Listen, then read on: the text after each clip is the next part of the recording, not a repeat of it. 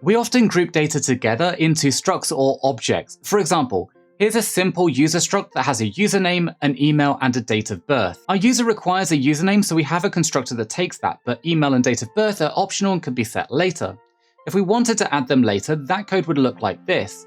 This immediately adds some complexity. Depending on the nature of the data, we might want to manage access through getters and setters, particularly if we need to do any validation or manipulation. In our user example, it might be good to not have to specify the option when setting the email and date of birth, which can be done inside a setter.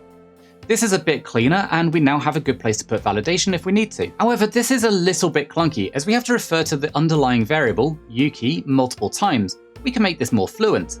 In this version, our setters are basically identical, but now we're returning a reference to the object being mutated. This allows us to chain the setter methods, making the code cleaner and easier to read. There are two quirks to this pattern that impact Rust specifically. First, this pattern works in many languages, and particularly in languages that use things like pass by reference and copy on write by default. You can sort of stop thinking about it there. Rust has very specific memory management rules to think about though. This means we need to consider whether our Fluent interface will use references or take and return ownership. There are pros and cons to each approach. Going back to our previous example, we need to make sure the owned data exists somewhere before we start modifying it, and that the data is mutable. That's why we stored uKey first, then modified it, effectively 2 steps.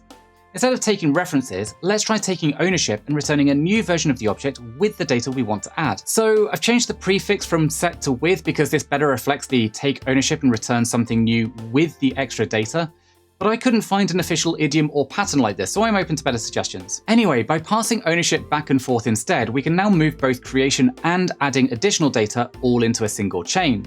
In addition to this giving us a slightly nicer flow, you might notice that uKey doesn't need to be mutable. We've encapsulated the mutability inside the methods where we need it. However, there's a downside to this too. If we did want to modify a single value, we'd have to make sure we take ownership back from the method. That said, because we're using the with prefix, you could use both setters and withers. So that's the first quirk. The other quirk is more of a nice touch. What if our setters could fail?